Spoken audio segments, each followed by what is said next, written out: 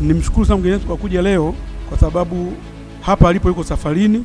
Wizara imepata misiba katika viongozi kwa sababu ya kuheshimu vijana, kwa sababu tumeandaa na lengo letu ni kujulikana katika serikali uwezo wetu, tunaweza kufanya nini, lakini tukapewa guidance ya what to do and what you don't do. Kwa hiyo naomba niseme hivi, tumpigie hata makofi na kumshangilia kaka Yindi na wengine ambao wameweza kutengeneza hii microspace, na tunaanza hii summit ambao tunailaunch leo. Naomba tumpigie makofi tafadhali.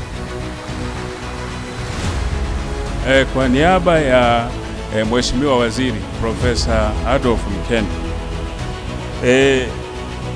naisifia sana na natoa sifa hukuki kwa hii taasisi, na nasema kwamba tuko tayari kushirikiana nanyi na kutoa support yote ambayo microspace inahitaji ili ijisimike nchini humu, lakini vile vile isambae iwe a global platform. Na kwa maneno hayo naomba niseme rasmi kwamba sasa Microspace Tech Summit 2026 tayari imeishazinduliwa, iko launched, na tunategemea tuone mambo kubwa.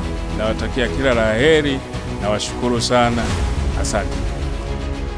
Microspace ni kundi kubwa sana, na tunashukuru kwa kutuzindulia hii summit, na hii ni Microspace Tech Summit 2026, lakini mwakani tutakuwa na 2027, kwa zitaenda kadri tunavyoweza kwenda mbele.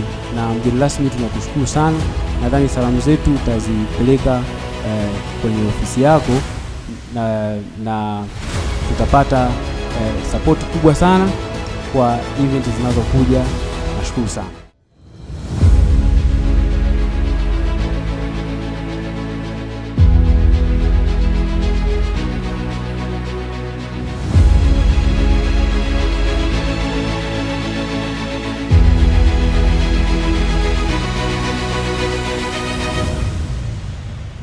Niwashukuru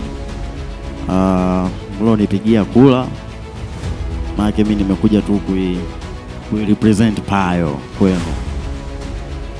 Then niseme tu kama Payo hatutawaangusha.